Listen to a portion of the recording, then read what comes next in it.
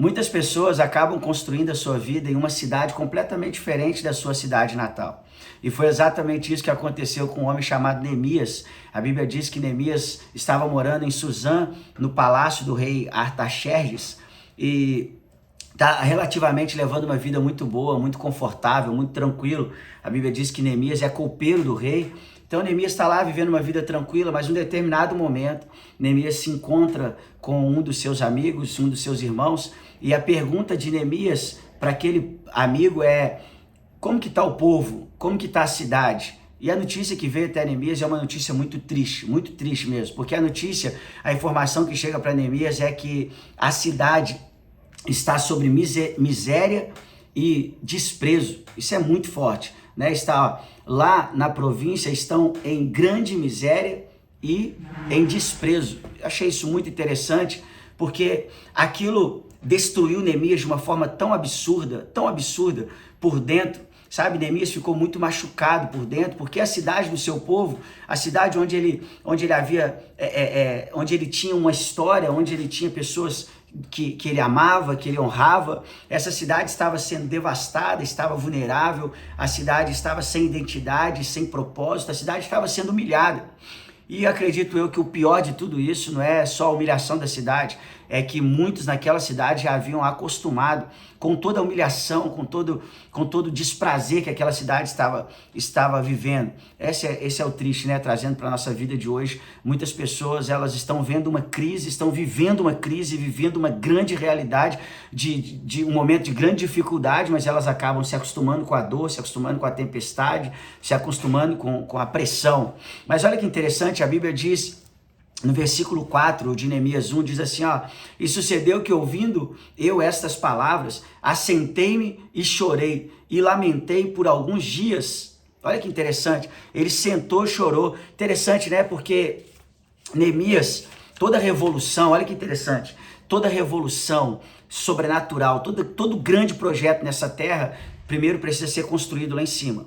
Primeiro precisa ser construído no céu, debaixo de um governo, debaixo de uma voz profética, debaixo de uma palavra, né? E a Bíblia diz que quando Neemias recebe essa informação, ele se assenta e ele chora, ele está angustiado, ele está chateado, ele está triste com tudo que está acontecendo, com todo o cenário. Mas na verdade, Neemias podia ter pensado como a maioria das pessoas pensariam: bom, graças a Deus que eu não estou lá. Ainda bem que eu consegui sair de lá antes que essa tragédia me alcançasse. Vou cuidar da minha vida, né? Eu vou tomar conta da minha vida, da minha história, da minha jornada. Eu não tenho nada a ver com isso. Mas a Bíblia diz que Neemias agiu de uma forma completamente diferente. Completamente diferente. E é aqui que começa a chave de uma grande mudança. E eu não sei se você quer viver algo sobrenatural na tua vida, eu não sei se tem algo em você que tem algo acontecendo que ainda te incomoda, que ainda desperta em você um sentimento. Eu quero compartilhar com você uma palavra poderosa que eu tenho certeza que nos próximos 7 ou 10 minutos vai mudar a história da tua vida. Presta atenção nesse detalhe. A Bíblia diz que Neemias, ele chora, lamenta, mas ele toma uma atitude. E a primeira atitude de Neemias é chorar, é orar, né? Ele chora, lamenta e ora. Por que Neemias parou para orar? Porque toda grande revolução que acontece na terra primeiro precisa acontecer no céu. Tudo que você quer construir, que vai realmente transformar a cidade, transformar teu bairro, tua casa, teu negócio, teu ministério, primeiro precisa ser conquistado no mundo espiritual, primeiro precisa ser conquistado de joelho. Então a Bíblia diz que Neemias, ele ora, ele vai orar, vai falar com Deus, e não só orar, ele não só chorou, ele não só lamentou, mas ele jejuou também. E orou, falou com Deus e jejuou. Ele apresentou um sacrifício, algo que mexe com a estrutura do mundo espiritual. Eu não sei qual o teu nível de fé, mas eu tenho certeza de uma coisa: o que você conquista de joelho, você desfruta de pé. Isso eu tenho certeza no meu coração. Agora, olha que interessante, a Bíblia diz que Neemias fez uma oração, mas ele não fez uma oração qualquer. Então, se você quer aprender a fazer uma oração direcionada, uma oração que vai trazer crescimento, depois você lê lá o livro de Neemias, capítulo 1, versículo 5 até o versículo 11, você vai ter uma chave poderosíssima de como devemos orar. Mas vamos lá, no mundo dos negócios, o que Neemias faz é uma estratégia de marketing, uma estratégia poderosíssima. Por quê? Porque ele entende a dor do povo, ele sente, ele ouve a dor, sente a dor, se envolve com a dor e aí ele apresenta uma solução. Presta atenção nisso aqui que você vai entender.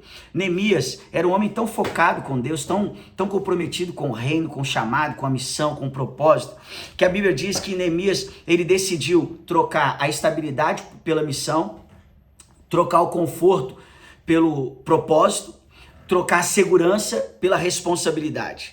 A minha pergunta agora é, quem nós somos nos dias de hoje? Nós somos as pessoas que estamos apenas observando o que a vida está nos proporcionando, ou nós somos as pessoas que estamos construindo o futuro que nós queremos viver? Neemias era alguém que ele tinha duas opções naquele momento. A primeira opção de Neemias podia ser parar e ficar esperando, observando que rumo isso ia dar, que desfecho isso ia, aonde isso ia chegar. Mas a Bíblia diz que a atitude de Neemias ela é uma atitude extraordinária, porque ele não parou para ficar esperando o milagre acontecer. Ele se posicionou. E deixa eu te dar uma chave de Deus para você. Existem momentos na nossa vida que a gente precisa parar de ser apenas telespectador. Existem momentos na nossa vida que nós precisamos parar de ficar apenas observando o que está acontecendo, observando o jogo, observando a história, observando o desenrolar da vida. Então vamos lá, olha que interessante. Qual é realmente o teu alvo? Qual tem sido o teu alvo? Ser salvo ou ser responsável? Porque não tem problema nenhum se o teu foco é só ser salvo, mas se o teu foco é ser responsável por algo grande que Deus quer fazer nessa terra, você precisa sair da posição de espectador e assumir a posição de construtor. Por quê? Porque não dá para ficar observando o que as pessoas estão vivendo, não dá para ficar observando o mundo ser destruído, devastado, não dá para ficar apenas observando a tua casa, pessoas se suicidando na tua casa, pessoas desistindo do casamento, desistindo da família, sem fazer nada. A Bíblia diz que Neemias, ele tinha um coração tão sobrenatural, e o meu entendimento é, Neemias era um homem completamente diferente, porque Neemias não queria apenas ter paz, ele queria viver uma missão, ele queria viver um propósito, e essa é uma chave muito poderosa, que eu tenho certeza que pode mudar a história da nossa vida radicalmente. Presta atenção, existem momentos na nossa vida que se ninguém fizer nada, a ruína vai continuar acontecendo. Se ninguém fizer nada na tua casa, na tua vida, no teu ministério, no teu negócio, as coisas vão continuar acontecendo, vai continuar dando errado, vai continuar fracassando, você vai continuar vivendo do jeito que você não esperava viver. Né? Talvez a tua vida esteja boa, mas pessoas muito próximas de você estão vivendo um processo devastador, destruidor. Então, escuta uma coisa, se você não fizer nada, nada novo vai acontecer. Se você não fizer nada, nada vai mudar. Se você não fizer nada, o casamento não vai mudar. Se você não fizer nada, as finanças não vão mudar. Se você não fizer nada, a tua empresa não vai mudar. O teu ministério não vai mudar. Quem consegue entender o que eu estou dizendo? Essa é a nossa missão. Presta atenção. Se ninguém fizer nada, nada acontece. E aí, por isso que eu quero deixar um desafio para você nos próximos 2 minutos. O primeiro desafio que eu quero deixar para você é uma tarefa. Qual é a tarefa? Eu quero desafiar você a listar 3 áreas da tua vida que você precisa urgentemente tomar uma atitude, ter um movimento diferente. Eu quero desafiar você, presta atenção, desafio você a listar 3 áreas da tua vida que você está decidido a fazer um movimento, áreas que precisam de um movimento. Pause esse vídeo se necessário for, pause esse vídeo, liste as 3 áreas e depois você volta. Vamos para a segunda tarefa. Eu quero desafiar você a listar o que você vai fazer a partir de hoje, para que essas áreas comecem a viver um processo de mudança, seja no teu ministério, no teu casamento, na tua família, nas tuas finanças, nos teus negócios. Eu não sei qual é a área da tua vida, mas eu quero desafiar você. Pause esse vídeo agora e liste pelo menos 3 ações, 3 movimentos que você está disposto a fazer para que essas áreas da tua vida tenham resultados diferentes. A Bíblia diz que Neemias, a primeira atitude de Neemias foi orar. Ele chorou, lamentou, mas ele levantou e ele foi orar. Ele foi conquistar de joelho aquilo que ele queria viver de pé. Ele foi conquistar de joelho uma realidade de vida que ele queria desfrutar de pé. Você conseguiu entender isso? Tarefa número 3. Liste como o reino de Deus vai ser beneficiado. Como que o reino de Deus será beneficiado com isso que Deus vai fazer na tua vida? Como que o reino de Deus vai ser beneficiado com essas atitudes, com esses movimentos? Se essa área da tua vida, exemplo, se as tuas finanças melhorarem, como que o reino de Deus será beneficiado? Pastor, o que isso tem a ver? Qual que é o problema? Qual que é a visão disso? Querido, Deus não abençoa sonhos, Deus abençoa projetos. Deus não abençoa sonhos. No meu entendimento, tá? Meu entendimento é que Deus não abençoa apenas sonhos, Deus abençoa projetos. Você pega na história da Bíblia, você vai ver que todas as pessoas que tinham grandes sonhos, eles também tinham por trás desses grandes sonhos projetos que envolviam mais pessoas, que envolviam o crescimento do reino, que envolvia o evangelho, que envolvia a expansão do reino de Deus. Então, no meu entendimento, Deus não abençoa sonhos, Deus abençoa projetos. E quarto tópico, Neemias começou lutando no mundo espiritual. O que você vai fazer no mundo espiritual para começar a ter resultados diferentes? Essa atitude você pode tomar hoje. Essa decisão você pode ter hoje. O que você vai fazer no mundo espiritual para ter um resultado diferente em cada uma dessas áreas? Olha, para a minha vida financeira no mundo espiritual, eu vou começar a ser dizimista. Para a minha vida profissional no mundo espiritual, eu vou começar a jejuar. O que você vai fazer? Agora eu quero te deixar 3 desafios que vão mudar a história da tua vida.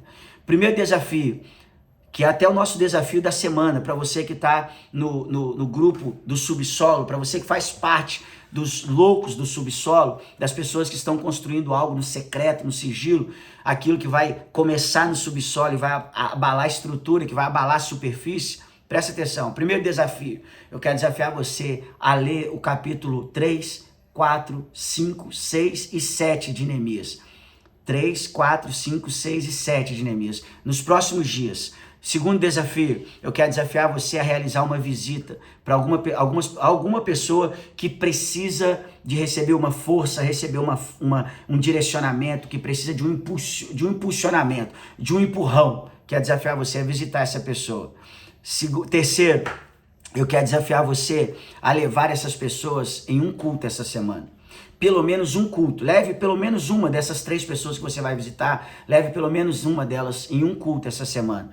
E o quarto desafio é mantenha um relacionamento, um contato ativo com essas pessoas. Pastor, por que eu vou fazer isso? Você vai entender no capítulo 2 de Neemias. Beijo no coração, nós nos vemos no próximo Papo de Fé.